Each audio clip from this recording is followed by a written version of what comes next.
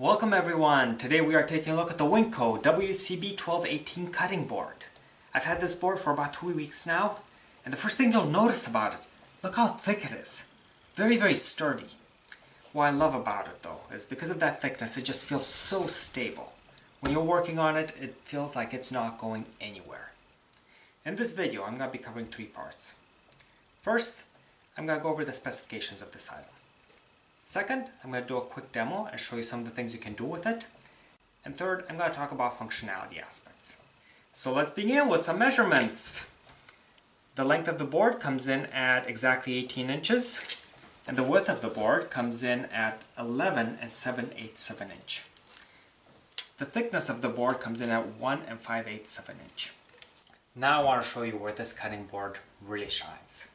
Over here, I have a squash from the family farm. This is, we think, a cross between spaghetti squash and delicata. And it's been sitting there and its shell has been cured. So it's really, really tough. You cannot cut it with a knife. So we're going to have to split it open with a cleaver.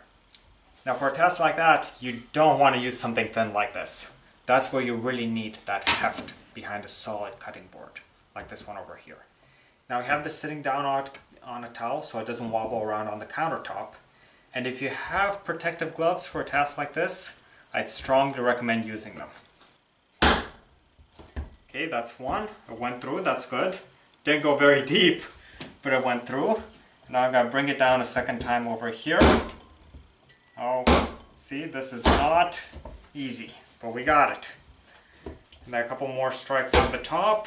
We're going to flip it over and repeat.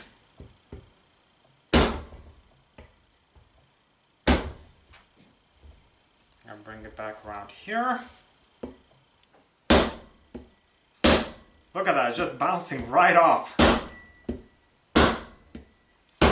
There we go. Now one last step, we have to remove this top part, and then we'll just be able to split it open. See how it's starting to split? We have to get through this top part. After we just did, this is the easiest part. We're just going to use our cleaver to lop off this top section, and of course I missed. There we go. Now we were fortunate this time around. Our cleaver didn't go all the way through and hit the block, but if it did, this block would easily stop this blade. And now, for our final result, we're going to take our cleaver and just use it to wedge in between here and use it as a pry bar. I think that's enough.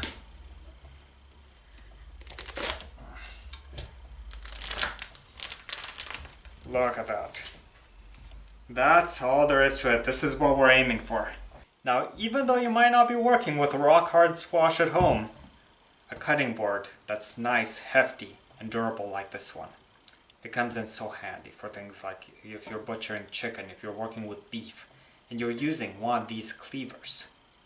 One of these things will go right through those really thin cutting boards. This will chop right through it and it will destroy it, along with your countertop. That's why you need something nice and thick like this one.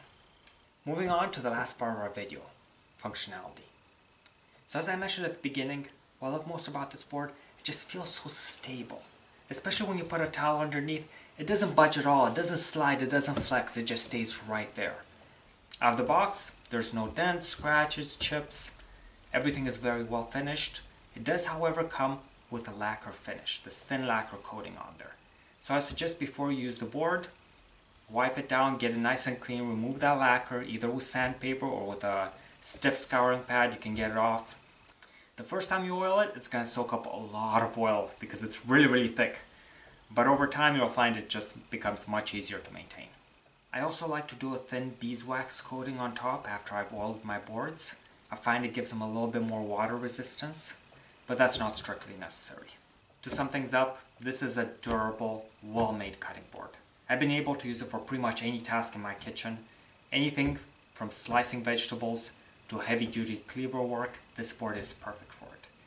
I hope this video was helpful. If you have any questions, please let me know in the comment section and I will get them answered.